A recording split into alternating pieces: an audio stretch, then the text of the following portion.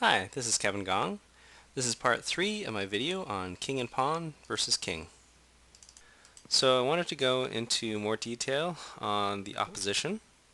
Uh, let's take look at an example of the pawn where the pawn is on the 5th rank. So it's still got 3 more squares to go. And this is a position that black should be able to draw. Okay? If white's king does not advance, then the black king can just simply move back and forth between the e6 and e7 squares. And if the white king ever advances, then you just get the opposition. So in this case, you want to move your king to f7. Okay? And so if white moves the pawn up, then we just slide over and we just repeat the process. And eventually, again, if we get the opposition down here, white is now forced to either give up the pawn or it's stalemate. Okay, so it's very important for black to learn this, that you can draw this ending. So let's look at another case where white should win. So in this case, black's king is on the 8th rank. It's too far away, and it allows the white king to get in front of the pawn and also gain the opposition. Okay, so from here it's pretty easy for white to win. Black moves to the side, white's king gets to the 7th rank, and now the pawn has a clear path to the 8th rank. Black can't do anything to stop it, and white will win. Okay, so let's look at similar position. So let's go back here and let's say that white makes a mistake. So in this case, white should move the king to e6, but if he moves the pawn up to e6 instead, then black can draw. Okay, we've seen this position many times before. Black can get the opposition and force white to either give the pawn or stalemate. So in general, as I mentioned before, it's better to get your king out in front of the pawn rather than pushing your pawn too far up the board too soon. So that's something you should think about. I know you want to get a queen, so you want to move your pawn up as fast as you can, but sometimes that's not actually the best move. Usually it's better to get your king out in front to sort of pave the way for the pawn. Okay, so let's look at this position here again. I wanted to point out that even if black has the opposition here, white will still win.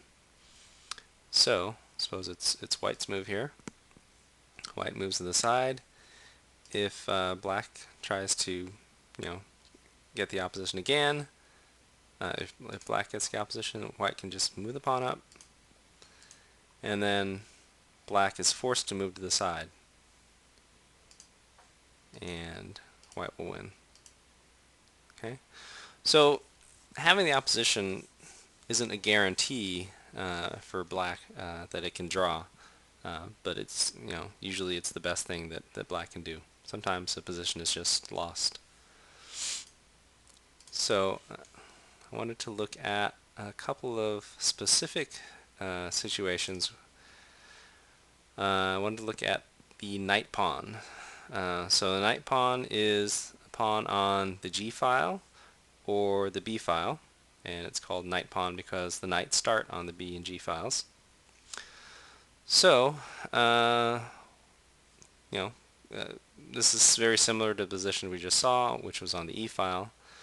But let's say that white moves to the side and black moves up to the 7th rank at the H7 square. And white says, oh, I can move my king here and then just march the pawn down. Well, unfortunately, as soon as you do that, that's stalemate. And so that's a draw. So you might be wondering, well, can white win in that position? And the answer is yes. So let's go back to the original position. So the key is, instead of moving the king to f6, move it to h6.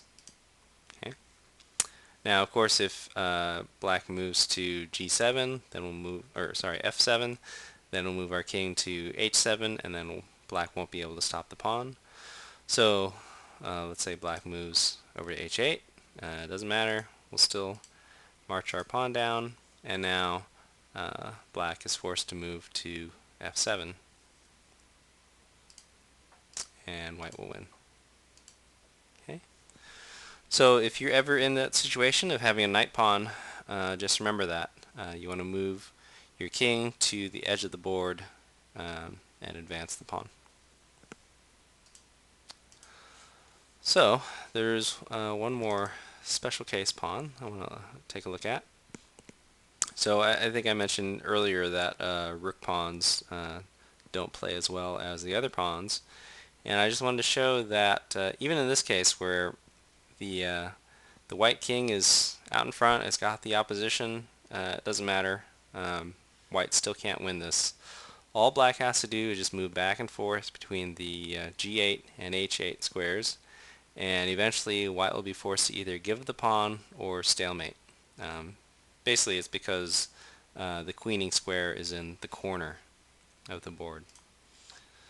So let's say we move the pawn up, we've got the opposition, black moves to the side, doesn't matter, black just moves back and forth,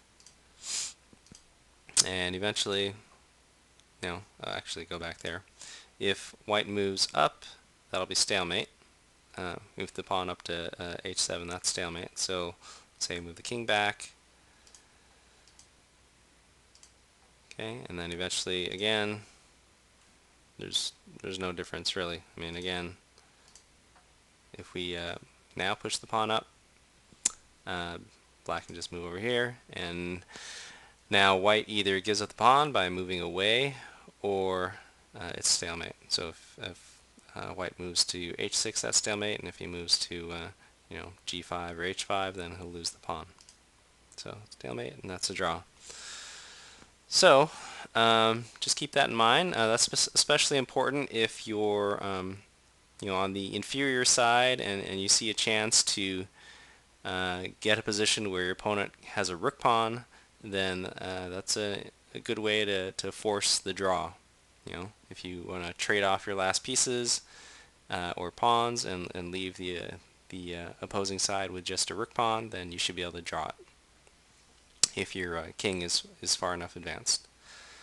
So that's all I wanted to talk about in this part 3 of this video, and in part 4 we'll look at a couple more complicated positions. Thanks for watching.